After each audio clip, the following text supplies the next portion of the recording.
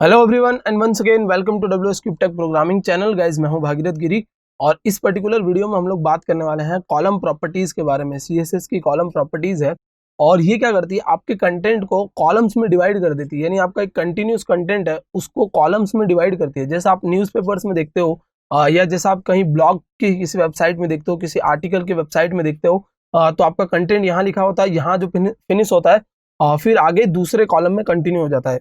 कुछ इस तरीके का आपका कंटेंट दिखता है। तो आप देख सकते हो 3 कॉलम्स में डिवाइडेड है और इनको बनाने के लिए हम लोग कॉलम प्रॉपर्टीज का यूज करते हैं। तो सबसे पहले आप देते हो कॉलम काउंट। ये नंबरिकल वैल्यूज होती है। न्यूमेरिकल वैल्यूज में आप क्या करते हो, कितने कॉलम्स होने चाहिए वो काउंटिंग देते हो यहाँ पर। फिर आप देते हो कॉलम फिल। फिल में आप क्या करते हो कि किस तरीके का आपको कॉलम को फिल करवाना है, यानी तीनों कॉलम्स को कैसे फिल करवाना है, वो आप मेंशन करते हो कॉलम फिल में। और फिर कॉलम गैप में आप पिक्सल्स में मेंशन करते हो कि 2 कॉलम्स के बीच में गैप कितना होना चाहिए। तो अब सबसे पहले मैं ये बनाऊंगा और फिर आपको समझाऊंगा साथ साथ बनाते बनाते, ताकि आपको इजीली क्लियर हो कि हमारा आउटपुट कैसे आता है और कैसे हम लोग चेंजेस करते हैं। तो यहाँ पर मेरे पास एक फाइल है, इस फाइल को मैं HTML का डॉक्यूमेंट बना देता हूँ। इधर लिख देता हूँ कॉलम और हम लोग यहाँ पर CSS लगाने वाले हैं तो स्टाइल टैग का यूज कर लेंगे, स्टाइल।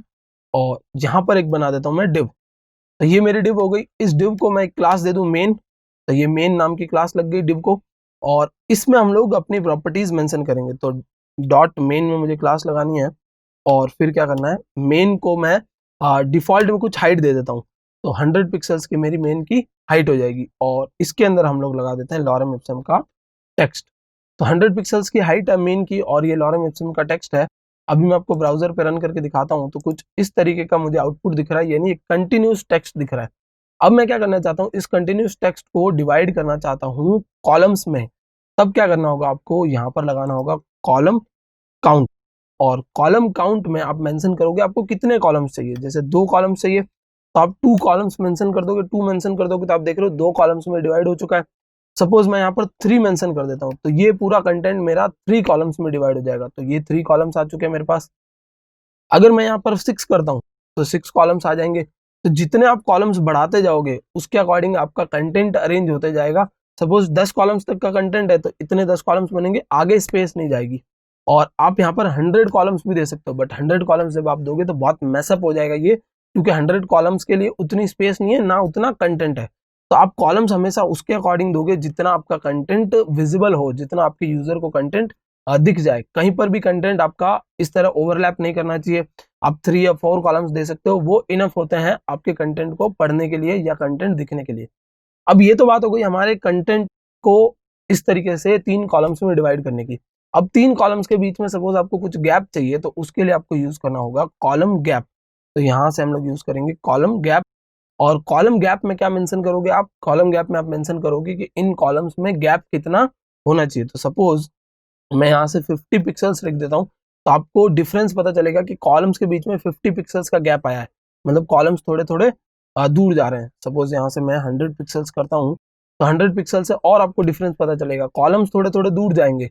और जितना ज़्यादा आप बढ़ाते जाओगे, सपोज 1000 पिक्सल्स तो कॉलम बहुत ज़्यादा दूर जा चुके हैं, स्क्रॉल पे भी और कॉलम आ जाएंगे। देख सकते हो आप स्क्रॉल पर भी कॉलम आ रहे हैं, क्योंकि 1000 पिक्सल्स बहुत बड़ी रेंज होती है।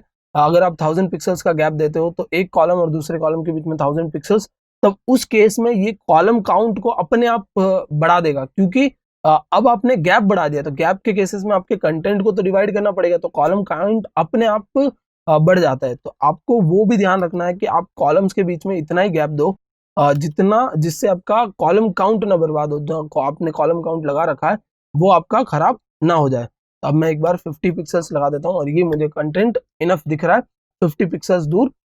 और अब मैं लास्ट प्रॉपर्टी डिस्कस करता हूं जो कि है मेरा कॉलम फिल। मैं चाहता हूं कि ये कॉलम्स को फिल करना है, तो किस तरह फिल करेंगे। तो फिल करने के लिए 2 तरीके होते हैं। मैं आपको पहले कॉलम फिल लगा के दिखाता हूं।